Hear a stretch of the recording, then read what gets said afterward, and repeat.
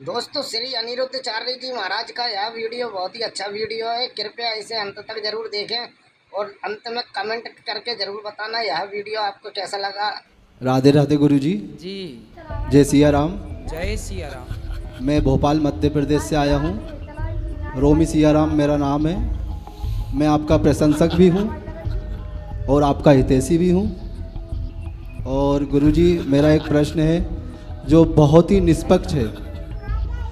साईं बाबा के जो भक्त हैं और उनके जो भाव हैं और आपके जो भक्त हैं और उनके जो भाव हैं, दोनों के भाव में अंतर क्या है गुरु?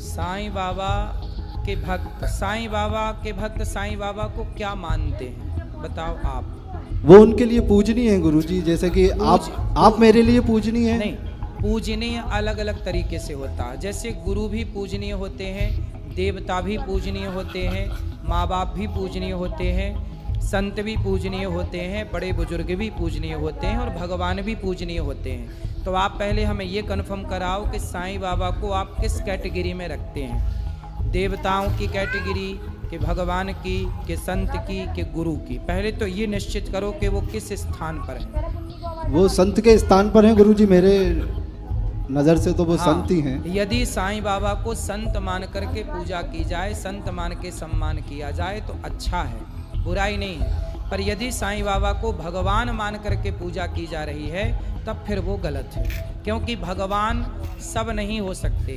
कोई व्यक्ति यदि भगवान हो सकता तो फिर भगवान, फिर कोई व्यक्ति सब, फिर भगवान के मंदिर क्यों है? फिर व्यक्तियों की मंदिर हों, इन बाबा के उन बाबा के सब बाबाओं के फिर मंदिर हों, फिर भगवान के मंदिरों की क्या जरूरत थी?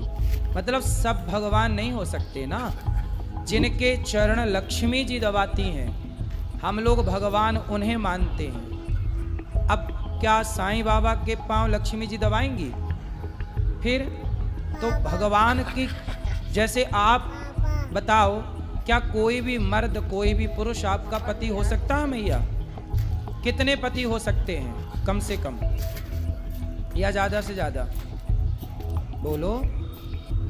एक पति एक है, दूसरे का कोई विकल्प, दूसरा कोई विकल्प। जैसे पति एक है, दो नहीं हो सकते पति प्रता नारी के लिए, ऐसे भक्त के लिए भगवान एक है, दूसरा कोई भगवान नहीं हो सकता।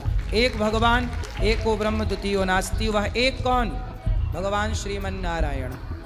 भगवान नारायण ही एक परमात्मा है, जिनको राम कहते हैं, जिनको कृष्ण कहते हैं। गुरु जी जैसे वृंदावन आते हैं तो बाहर आपकी तस्वीर फोटो लेकर जाते हैं घर, तो स्वाभाविक है कि पूजा करते होंगे, तो वो कौन से भाव है गुरु जी? वो गुरु के भाव से। साईं बाबा भी गुरु ही है ना गुरु? हाँ, गुरु के भाव से यदि आप पूजें, संत के भाव से पूजें तो गलत नहीं है, पर भगवान सबको बना देना गलत है। भगवान केवल भगवान के जैसे केवल भगवान है, कोई दूसरा व्यक्ति कभी भगवान नहीं हो सकता। गुरु भगवान तक पहुंचाने का एक साधन है। अब मेरे भाव आपके प्रति हैं, मैं आपको भगवान के ही रूप से देखता हूँ, तो गलत है क्या? नहीं, आप मुझे अपने गुरु के रूप में देख सकते हैं। तो गुरु तो भगवान से भी बड़े हैं ना गुरु जी? ना, गुरु कभी भगवान से बड़े नहीं होते। भगवान का रास्ता उन्हीं ने ही बताया है। हाँ, रास्ता बताया है।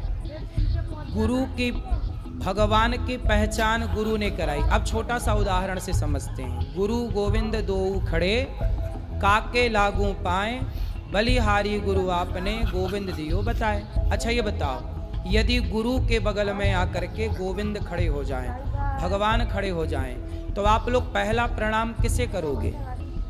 गुरु जी को करेंगे। आप सब बताओ, यदि भगवान आए और गुरु खड़े हों और भगवान, तो पहला प्रणाम आप किसे करोगे? जोर से, गुरु जी को। जोर से। पहला प्रणाम करेंगे गुरु को। क्यों?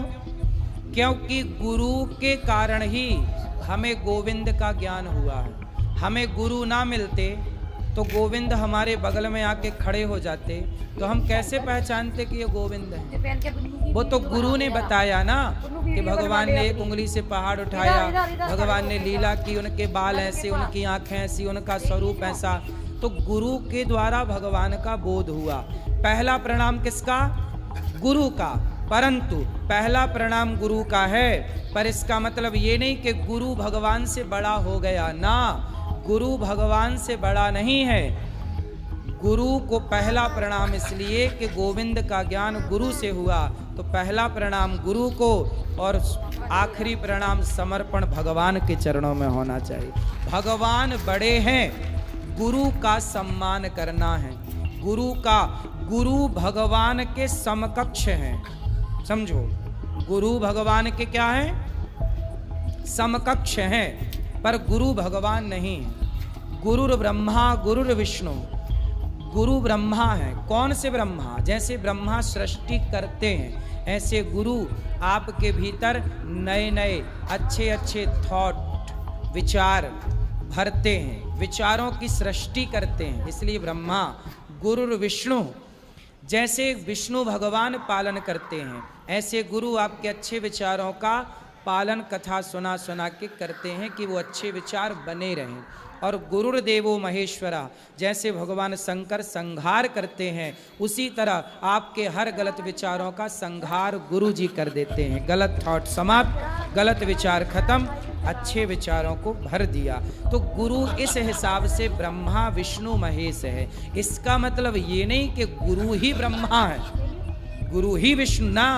ब्रह्मा विष्णु महेश कहने का तात्पर्य है कि ब्रह्मा विष्णु महेश, जो ब्रह्मा सृष्टि करते हैं, विष्णु पालन, सब शिव संहार करते हैं, उसी तरह गुरु आपके भीतर अच्छे विचारों को भरना, उनको पालना और गलत विचारों का संहार, इस भाव से ब्रह्मा विष्णु महेश कहा गया है। परंतु गुरु भगवान के समकक्ष है, पर गुरु भगवान नहीं है। यदि गुरु ही भगवान होता तो गुरु के मंदिर होते, फिर भगवान के मंदिर क्यों हैं? सवाल खड़ा हो गया ना।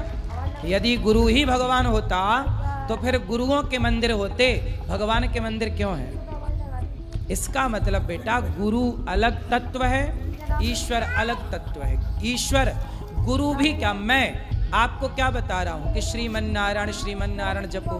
हनुमान जी क्या है? जय जय जय हनुमान गोसाई, कृपा करहूं गुरुदेव की नाई। हनुमान जी तो गुरु हैं, पर वो गुरु होकर भी राम के द्वार पर पड़े हैं। राम द्वारे तुम रखवारे होत न आज्ञा, छाती फाड़ते हैं हनुमान जी। कौन निकलता है? सीताराम। हनुमान जी सबके गुरु हैं, पर वो हनुमान राम को अपने हृदय में बसाते हैं। इसलिए राम भगवान तो साहब भगवान है। गुरु पूज्य तत्व है, गुरु का आदर करो, सत्कार करो। मैं भी, मेरे भी गुरु जी, मैं उन्हें बहुत आदर करता हूँ, पलकों पर रखता हूँ। कभी मैंने अपने गुरु की आज्ञा का उल्लंघन नहीं किया। मैंने कभी अपने गुरु जी से कभी उनके रहते मैंने कभी ऐसा कोई काम नहीं किया कि मेरे गुरु को मेरे कारण सिर झुका के चलना पड़े।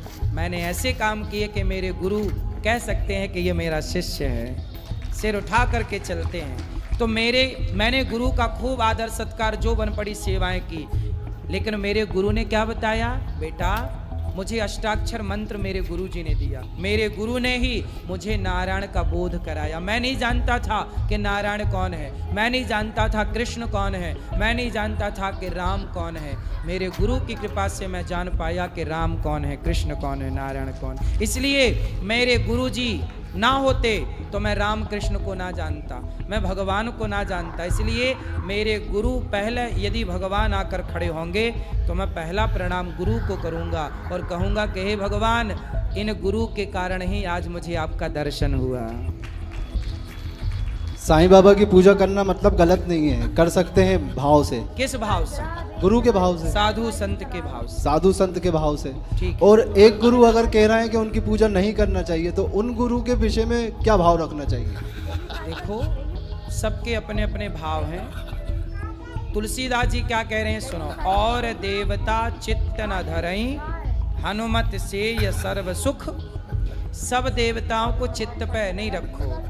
एक पत्नी होती है ना, वो अपने पति को ही हृदय में रखती है। अब सारे मर्दों को रखने लग जाए, तुम भी हमारे, तुम भी हमारे, तुम्हें भी आई लव यू, तुम्हें भी आई लव यू, तब तो हो गया उसका काम।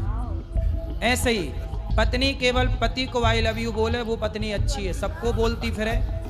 ऐसे ही भक्त वही जो एक भगवान को आई लव यू कहे, सबको नहीं कि सबको बिठाता फिरे। समर्पण अपने इष्ट में करो। आपने पत्नी का कहा है तो आज मेरी शादी की सालगिरह है गुरुजी। तो आज आपकी पत्नी से ले लेना एक आई लव यू। जी यहीं से बोल देता हूँ मैं आई लव यू, और उससे ही संसार में सबसे ज़्यादा प्रेम मैं अपनी पत्नी से ही करता सही हूँ। है, पत्नी से करो, पति से करो और भगवान से करो। बच्चों को बढ़िया लाड़ प्यार करके योग्य बनाओ। राधे राधे, जय सिया राम। पत्नी आई है?